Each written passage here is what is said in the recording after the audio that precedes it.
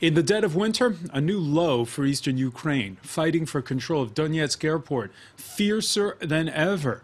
With more shells landing in heavily populated areas there, Kiev accuses separatists of getting fresh backup from neighboring Russia, while pro-Russian separatists claim a troop buildup and a massive offensive backed by Ukrainian nationalist militias.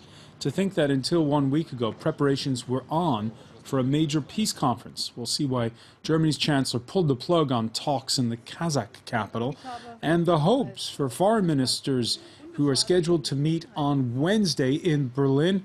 We'll also ask whether Moscow's warning of irreversible consequences for Kiev is more than mere rhetoric. The stepped-up fighting comes at a moment when EU leaders had hoped to ease up on sanctions that are bad for business all around. We'll see how the implosion of eastern Ukraine is impacting the continent as a whole. Today in the France 24 debate, the battle for Ukraine. Joining us, she's a political scientist and member of Ukraine's Euromaidan movement. Katarina Kruk joins us from Warsaw. Thank you for being with us here on the show. Good evening. Thank you very much for the invitation. Here in the studio, Michel Grabar of the Russian Forum in France. What's the Russian Forum in France? It's an organization which gathers people with Russian background, born in the Soviet Union, or like me, born in France, but with Russian or Ukrainian background. All right. We're also joined by Boris Naiman. Welcome back, former advisor to the Ukrainian government who teaches at the University of Paris-Est, Créteil. And Douglas Herbert, France 24's very own, from the International Affairs Desk, the France 24 debate, where you can join the conversation on Facebook and Twitter, our hashtag F24debate. It was entirely renovated for the Euro 2012 football tournament. Once again, Donetsk's international airport, which has long since in parts been reduced to rubble, the epicenter of that fighting with shelling through the night and into today. Before we go to our panel, let's cross to Donetsk and Ole Solvang, senior emergencies researcher at Human Rights Watch. Thanks for being with us. First of all, tell us how far you are from the airport and can you hear shelling? I'm in the center of the city, so perhaps 10 kilometers or something away from the airport. And I have to say that this weekend in particular, Saturday night and Sunday morning, we heard some of the most intensive shelling that I've ever heard.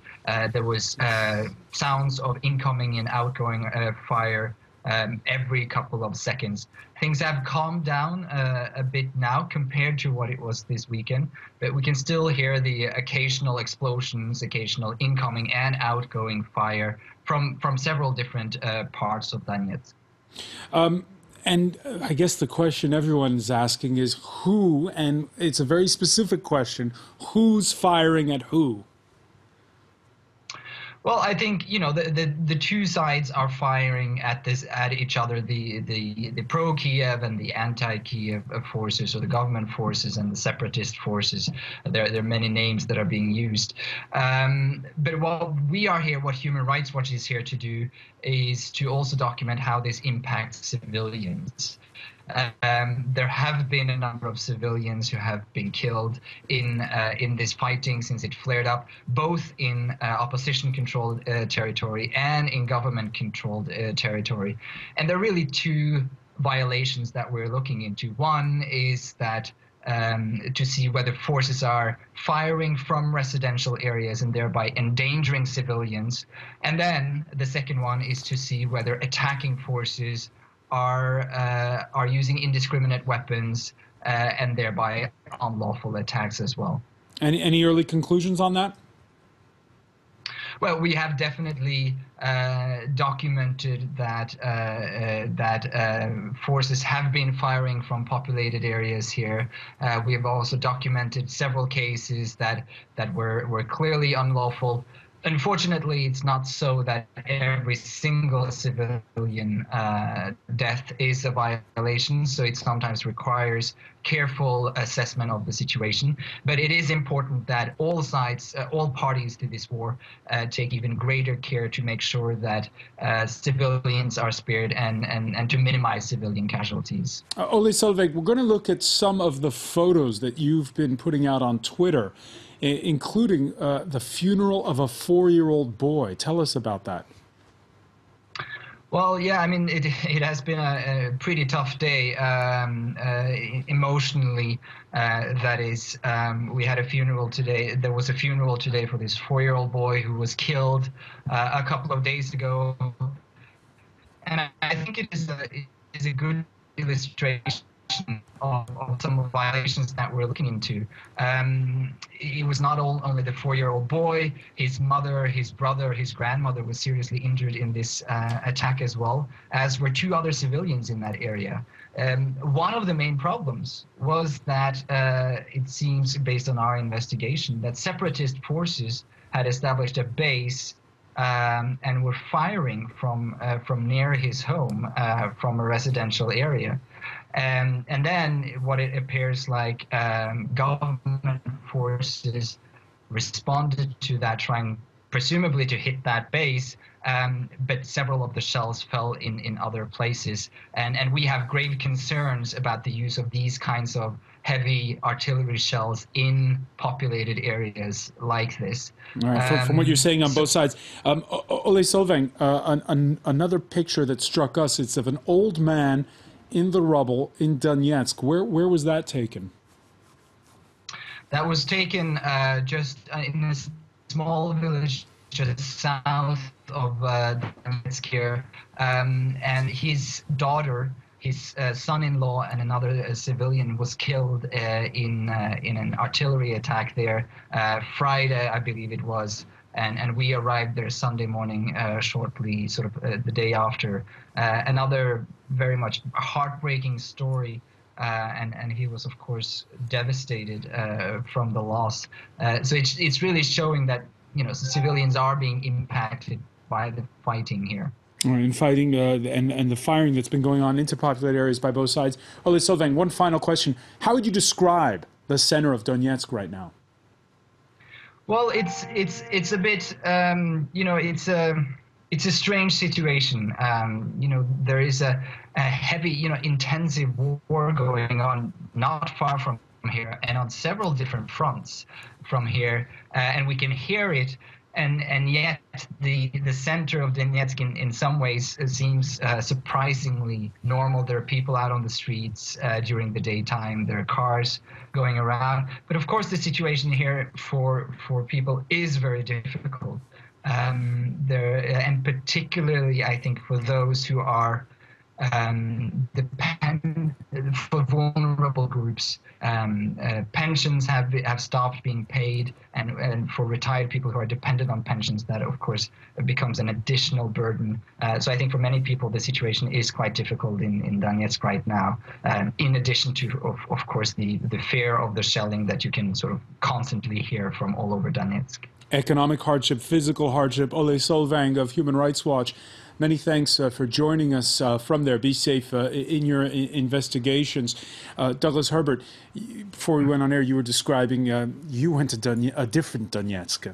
Yeah, it was the Donetsk before this heavy bombardment, you know, the real war, so to speak, kicked in. It was sort of, you know, on the eve of all of that. It's back in May 2014, and you know, the airport, which is right now at the epicenter of some of the worst fighting in the entire region, you know, is basically a charred hulk of its former self. I mean, it's ironic because I caught the last plane out of Donetsk airport in early May of 2014, and at the time it was a glittering.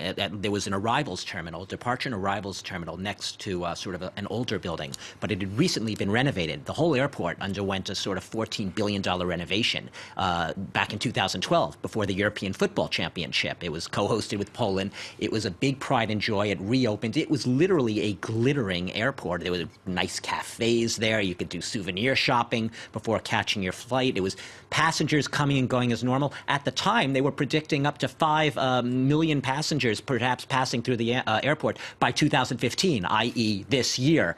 It's not happening right now, but like I said, it was a glittering airport, and you know, I saw the pictures recently of what it's been reduced to, and reduced to is an understatement. I mean, it is literally almost cinders and ashes, and it's amazing, I mean, that there's even actually some buildings still being able physically to be occupied. You know, we hear of fighting within the floors of one of those terminals, one of which recently collapsed, apparently, but that's really all that remains. It's a charred little husk of its former self.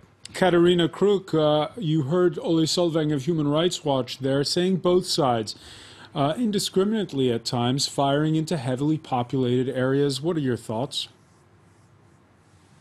Unfortunately, I have to agree. Obviously, information which we are receiving from the territory, from Donetsk region, Luhansk region, and right now recently from Donetsk itself, confirms the information that the severe fights are going on and both separatists, we call them separatists or terrorists, are firing and the Ukrainian army is answering. So sometimes it's really very hard to distinguish whether it was needed in order to protect your positions or whether it was underestimated. But I do confirm that heavy shelling from both sides is taking place since Saturday.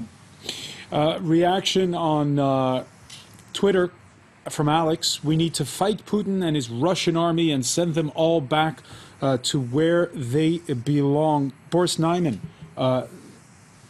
the rhetoric is white hot. You know, this term of terrorist, fascist bandied about, the shelling that's going on. I mean, we have this Wednesday conference of foreign ministers, but it seems so far removed from what we've just heard from Donetsk and from the words that are being employed. Yeah, I think I think it's the 13 or 14 convoy that is called by Russia humanitarian, but is in fact military convoy built up with a lot of weapons, a lot of ammunition, a lot of men. Recently, the mother of Russian soldier testimony saying that there is about 340 Russian soldiers died just this weekend in Donetsk, and she's quite, reliable as she's testimony for different conflict, and she knows quite well what's going on with. Sorry, who said this?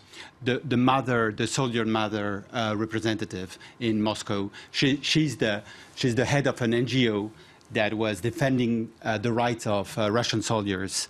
And she said that it's terrible, that just the level of fighting is just awful. You have a situation that is as difficult because Russia is not recognizing that there is a lot of Russian soldier on ground, estimated at roughly 10,000.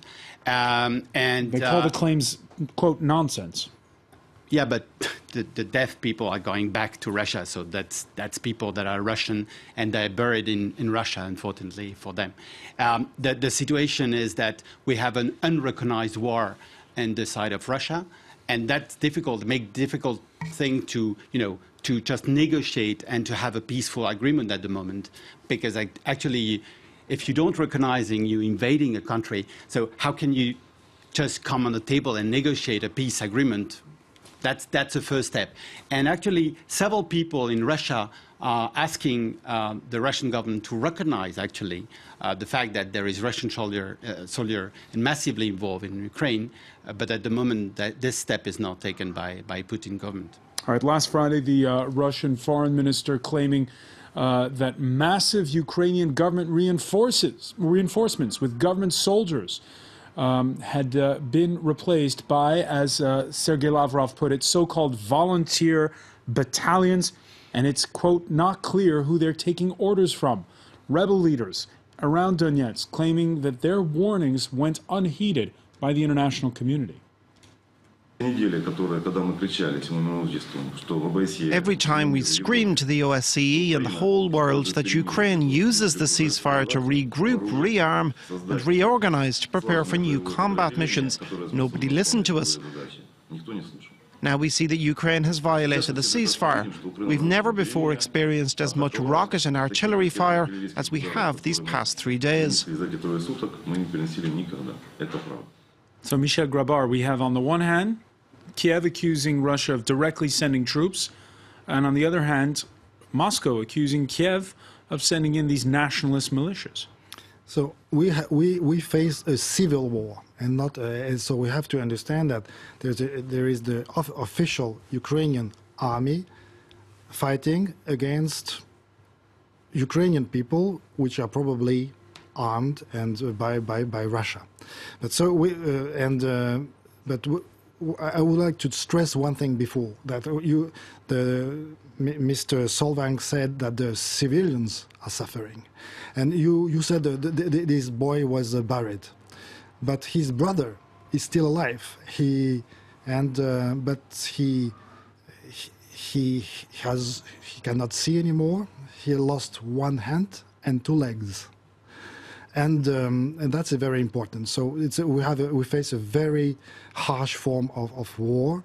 And on one side, I watch every day the Russian television, and also I listen to Radio Svoboda and have different sources, and I spend my time on the internet. So these on the Russian television, they show the picture of this boy lying in the hospital, and they are preparing people probably to and people come and visit this man and this boy, and there is a very strange atmosphere. So that's saying that we have to help Slavic population in this part. So they are Ukrainians. So I would say one thing, that actually this war is a civil war. It's a war in Ukraine between Ukrainian from one side and Ukraine on the other side. I just need to sort of add something to that to supplement it.